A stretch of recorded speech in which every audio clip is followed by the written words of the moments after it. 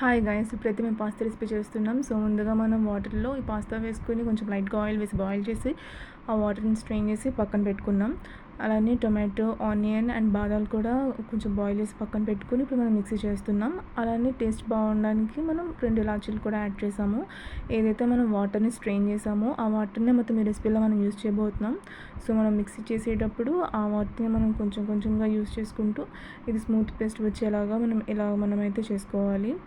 And ఈ paste అవుతుండగానే నేను పక్కన sweet corn, capsicum and mushroom ఇవన్నీ కూడా నేను ఉడకబెట్టుకుని పక్కన ఉంచుకున్నాను. ఇందులోకి అయితే ఆ పేస్ట్ వేసి బటర్ని యాడ్ చేశాను.